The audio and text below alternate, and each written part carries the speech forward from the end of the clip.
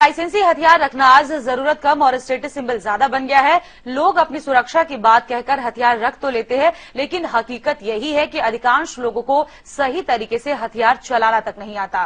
Target पे निशाना लगाना तो दूर की बात है, ऐसे में लोगों की सुरक्षा के साथ साथ हथियारों की सुरक्षा भी पुलिस के लिए मुसीबत बन जाती है।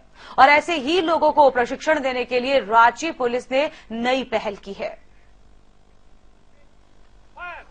जैप 2 की ये फायरिंग रेंज वैसे तो पुलिस बल की फायरिंग प्रैक्टिस के लिए इस्तेमाल की जाती है, लेकिन रविवार को यहाँ काफी संख्या में सिविलियन अपनी अपनी लाइसेंसी बंदूक, राइफल, पिस्टल और रिवॉल्वर के साथ पहुँचे।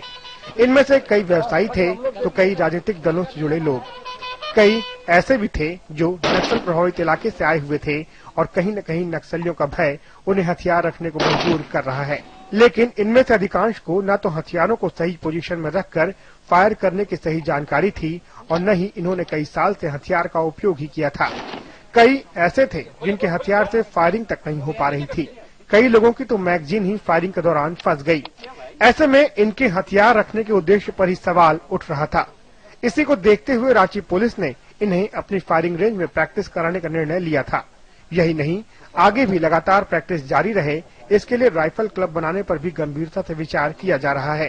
पुलिस इससे दोहरे लाभ की उम्मीद कर रही है।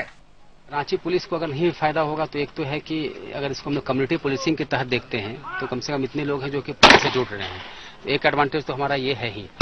दूसरा जो एडवांटेज हम लोग ये देखते हैं कि जरूरत पड़ने पर अगर ये लोग अपने आप को सुरक्षित रख सकते हैं, हथियार को सही तरीके से यूज कर सकते हैं, तो हमारा बर्डन भी इतने लोगों की सुरक्षा कम हो जाती है। तो पर्पस ये है कि जब हथियार है इनके पास तो इनको ट्रेंड होना चाहिए और ये अपनी सुरक्षा खुद कर पाए, इस लायक होना चाहिए। विभिन्न राजनीतिक दलों से जुड़े लोगों ने भी जमकर प्रैक्टिस की। इनकी माने तो इससे सेल्फ सेफ्टी की भावना पैदा होती है।